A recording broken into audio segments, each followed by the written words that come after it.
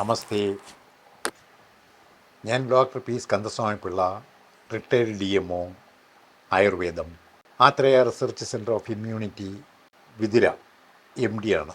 ഞാൻ ഇന്ന് പറയാൻ ഉദ്ദേശിക്കുന്നത് ആയുർവേദത്തിൻ്റെ അടിസ്ഥാന തത്വമായ ത്രിദോഷത്തെക്കുറിച്ച്. വളരെ സിമ്പിളായിട്ട് നമുക്ക് മനസ്സിലാക്കാവുന്നതേ ഉള്ളൂ.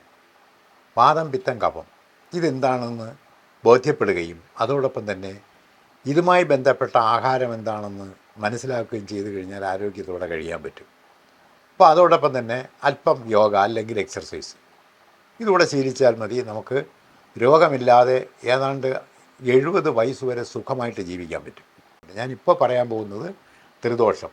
വാതം എന്നാൽ വായുവായിട്ട് കണ്ടാണ്, പിത്തം ചൂട്, കഫം ജലം കൊണ്ട് വർദ്ധിക്കുന്നത് എന്ന് പറഞ്ഞാൽ പച്ചവെള്ളം കൊണ്ട് വർദ്ധിക്കുന്നത്.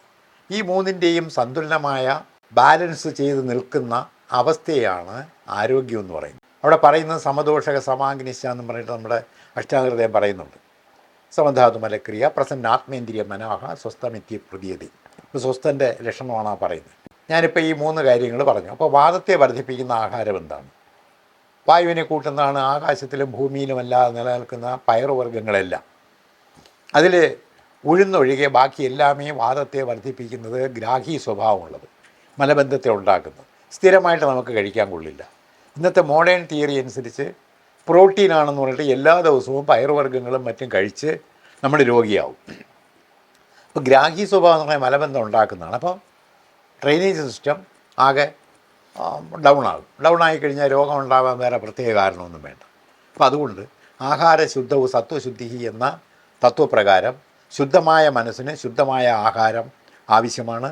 ഇരുന്ന് പഴയതായത് കഴിക്കാതിരിക്കുക, പഴയത് രണ്ടാമത് ചൂടാക്കാതിരിക്കുക.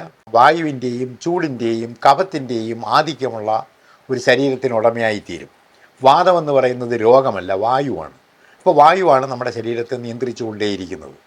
അപ്പോൾ ഇത് മനസ്സിലാക്കി ഒരു ജീവിതശൈലി ചിട്ടപ്പെടുത്തിയാൽ രോഗങ്ങളില്ലാതെ ഞാൻ ഈ പറഞ്ഞ മാതിരി 70 വയസ്സ് വരെ സുഖമായിട്ട് ജീവിക്കാം.